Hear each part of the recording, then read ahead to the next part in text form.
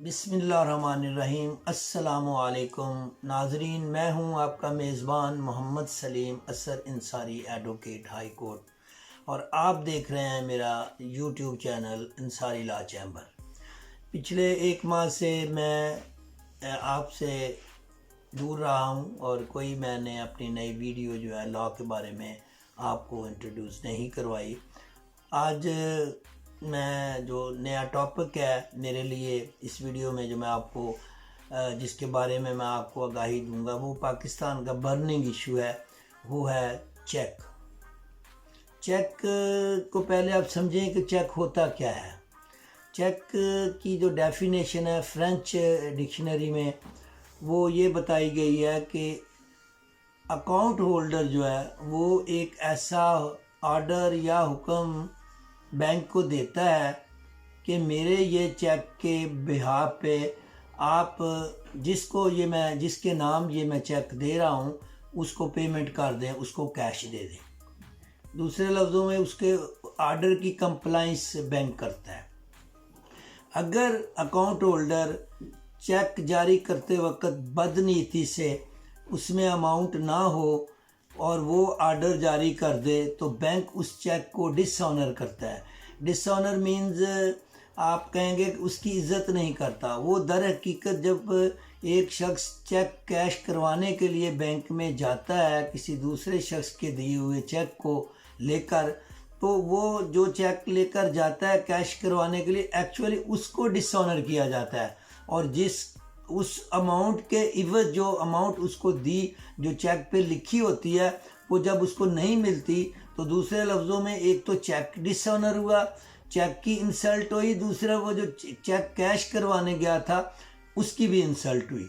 तो अब उसकी जो चेक जारी करता है लीगली तौर पर उसकी ये ज़िम्मेदारी होती है कि जो उसने चेक जारी किया है वो उसकी कंप्लाइंस में चेक को कैश करवाए और जिस शख्स के नाम उसने चेक जारी किया उसको जितनी अमाउंट लिखी है वो बैंक को पे करनी चाहिए और उसके अकाउंट में उतनी होनी चाहिए। अगर नहीं है तो आपके पास क्या रेमेडी है कि जिस शख्स ने आपको चेक दिया है आप उसके ख़िलाफ़ क्या कानूनी कार्रवाई कर सकते हैं, क्या सिविल लिटिगेशन कर सकते हैं और क्या आप फौजदारी उनके ख़िलाफ़ कोई कार्रवाई कर सकते हैं। तो इसमें दो ऑप्शन आपके सामने आते हैं।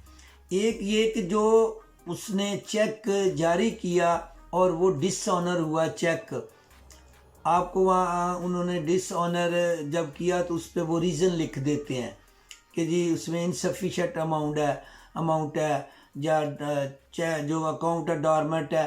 तो इन हालात में जो चेक जारी करने वाला शख्स है उसने एक क्रिमिनल जो है वो एक्ट किया है।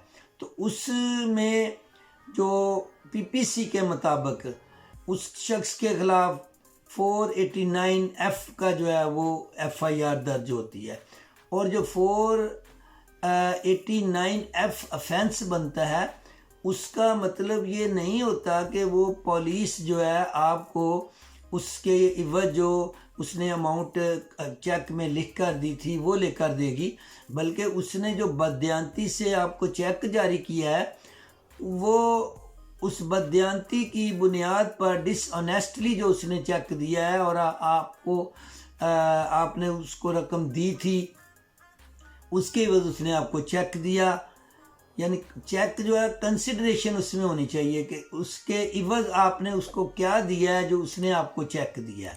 तो इस तरह वो आप पीनलाइज आप उनको करवा सकते हैं, उसमें उसको सज़ा मिलती है, ट्रायल चलता है सिर्फ इस बुनियाद पे कि उसने बदनीति से जो है वो चेक जारी किया है।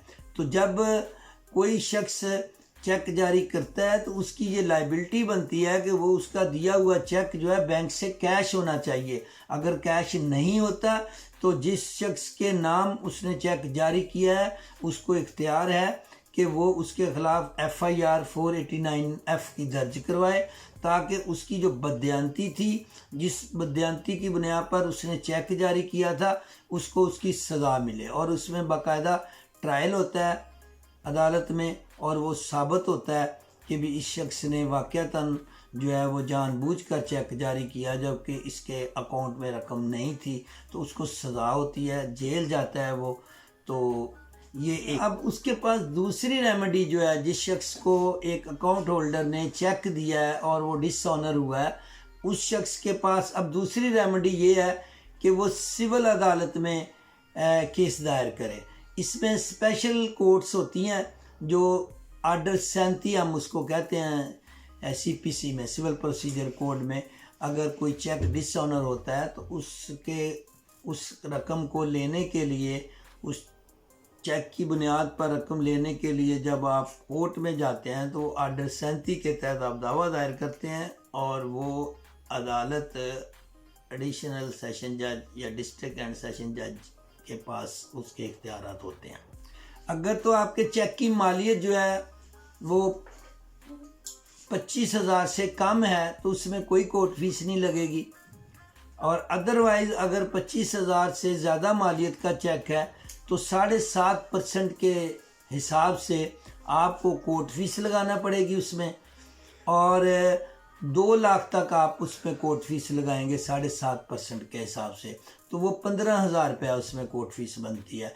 लेकिन इसके बारे में भी एक पटिशन सुप्रीम कोर्ट में दायर है, तो लेकिन जब तक उसका फ़ैसला नहीं होता तो अदालत उज़्मा ने ये इख्तियार दिए हुए हैं अदालतों को कि आप 15,000 जो साबका थी कोर्ट फीस उसके हिसाब से इसको डील करेंगे।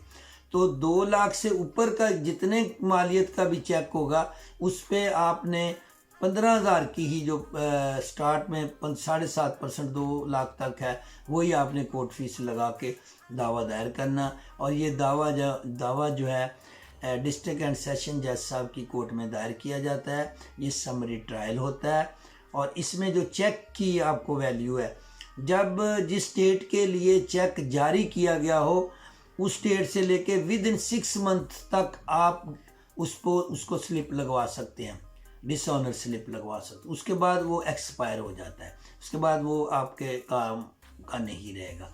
और जो दावा दिलापा ने आपने दायर करना है आर्डर 37 के तहत, जो उसने अमाउंट आपसे ली है और उसकी वजह आपको चेक दिया है, वो विदिन 3 ईयर्स आप दावा दायर करेंगे। जिसके ख़िलाफ़ ये दावा दायर किया जाता है उसकी बाकायदा मुख्तलिफ प्रोसेस से तामील करवाई जाती है, फिर वो अदालत में पेश होता है और leave to appear, leave to defend, जिसमें दिफा का मौका और केस लड़ने की जो है उसको जो है इजाज़त लेना पड़ती है कोर्ट में। तो बाज़ का कोर्ट उसे इजाज़त नहीं देती, बाज़ का उसे गारंटी की बुनियाद पर, ज़मानत की बुनियाद पर जो है उसे दावा दायर किए हुए में कंटेस्ट करने की या पेश होने के लिए ज़मानत देने की ज़रूरत पड़ती है। तो बाकायदा इसका इमीडिएट जो है वो अदालत इसका फ़ैसला करती है। तो इसलिए मेरी तमाम नाज़रीन से ये गुजारिश है कि जैसे ही आप इस तरह के मामलात में आते हैं तो बेहतरीन किसी वकील को आप हायर करें और उसकी डायरेक्शन में आप इन मामलात को हल करें। अपना ख्याल रखिएगा।